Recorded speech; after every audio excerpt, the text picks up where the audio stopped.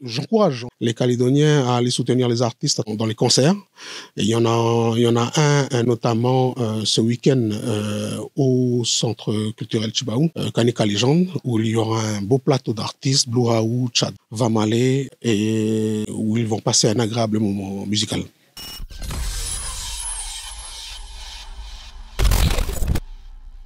Le parrain de la musique, celui qui veille aux intérêts des auteurs, compositeurs, interprètes depuis plus d'une dizaine d'années. Je veux parler d'Évariste Ouayaridri, directeur général de l'Assa 5. Évariste, bonjour. Bonjour. Alors, avant d'aller dans le vif du sujet, rappelez-nous le rôle, les objectifs de l'Assa 5 depuis sa création, on le rappelle, en 2004. Le rôle de l'Assa 5, c'est avant toute chose de collecter et de répartir le salaire des auteurs, qui est le droit d'auteur. Voilà. Donc, on va collecter les droits auprès des diffuseurs, que sont les radios, la télé, les magasins, et ensuite on les répartit aux auteurs, aux compositeurs, aux éditeurs. Voilà. Comment est-ce que ça fonctionnait justement avant l'arrivée de l'Assa 5, cet outil ô combien important pour les artistes calédoniens? Avant 2004, il n'y avait pas. Les artistes ne percevaient pas de droits d'auteur. Les quelques rares artistes qui en percevaient étaient affiliés à la SACEM en France. Et donc, depuis 2004, depuis que la SACEM existe, c'est plus de 3 milliards de francs CFP qu'on a pu répartir aux auteurs locaux, sans parler de ce qu'on renvoie en France pour les créateurs étrangers, puisqu'on diffuse à la fois du répertoire local comme du répertoire étranger. Donc, on veille aux intérêts de tous ces artistes, de tous ces auteurs. Évariste, en 2010, date de votre prise en fonction, près de 600 sociétaires sous votre aile, exerçant en majorité en Nouvelle-Calédonie, le reste venant du Vanuatu ou de Fidji. Qu'en est-il aujourd'hui? L'Assa 5 aujourd'hui est le reflet du Pacifique. On compte parmi les 1300 sociétaires de la société des artistes du Vanuatu, des Salomon, de Fidji, puisque bon nombre d'entre eux travaillent avec des éditeurs locaux tels que les éditions Mangrove. Et donc, c'est une chance pour nous d'avoir au sein de la société justement tous ces artistes du Pacifique qui viennent enrichir à la fois l'espace de diffusion en Nouvelle-Calédonie, mais qui viennent aussi enrichir la société à l'image du Pacifique. Les difficultés que traverse le secteur de la culture du fait de la baisse des budgets notamment, ont-elles un impact sur l'Assa 5?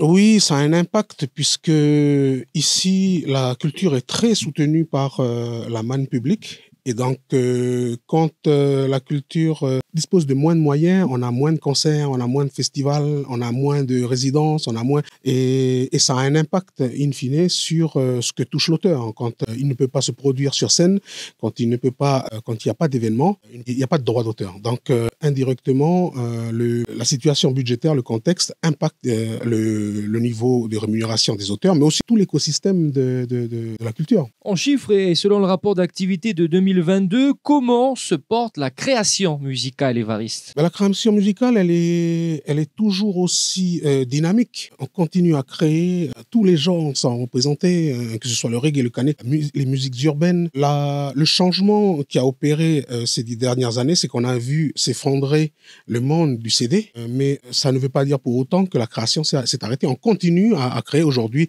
les gens vont sur du développement de projets sur le digital, et donc on a changé, on n'est plus dans le monde du CD. On est toujours dans la création, et aujourd'hui, il y a cette espèce d'ouverture liée au streaming, liée au numérique, et ça contribue à la création, au renouvellement des répertoires. On sait qu'en 2022, les collectes ont renoué avec la reprise post-Covid et ont augmenté de 8% pour atteindre 228 millions. Explication. C'est très simple, le droit d'auteur, c'est la musique qu'on écoute à la station-service, c'est la musique qu'on écoute diffusée à la radio, dans les bars, dans les discothèques.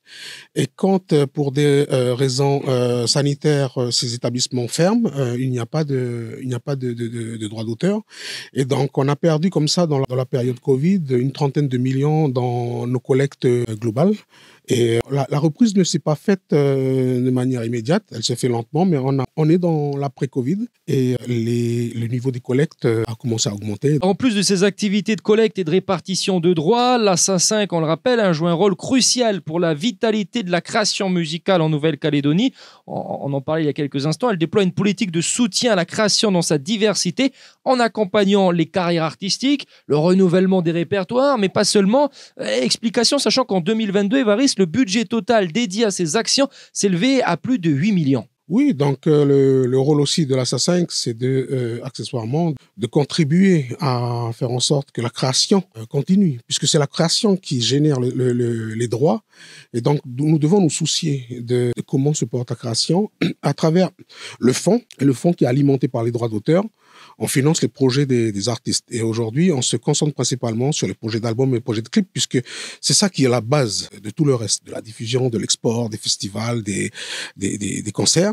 Et donc, aujourd'hui, on se concentre vraiment on aide vraiment la création directement. On aide les auteurs à sortir des albums, à sortir des playlists lorsqu'il s'agit d'un projet digital. Et donc, ce fonds, par les temps qui courent, dans le contexte budgétaire qu'on connaît, il est devenu précieux et nous sommes satisfaits qu'on puisse intervenir directement dans la création à travers ce fonds. Quels sont les objectifs, les perspectives pour 2024 ? 2024, il y a un projet très important qu'on a pu faire passer aujourd'hui au niveau du Congrès de la Nouvelle-Calédonie, c'est le projet copie privée. Et donc, une loi a été adoptée, un dispositif a été créé par le législateur local.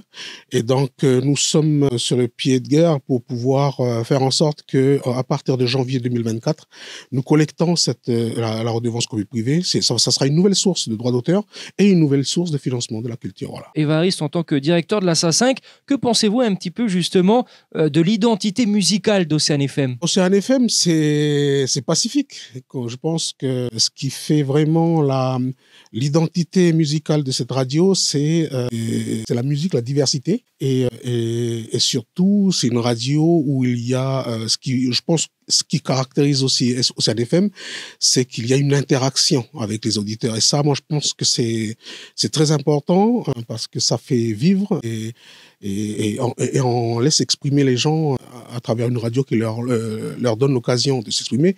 Et au niveau musical, je le redis, c'est une radio qui est intéressante dans la mesure où on va écouter de la musique du Pacifique, mais aussi de la musique des Caraïbes.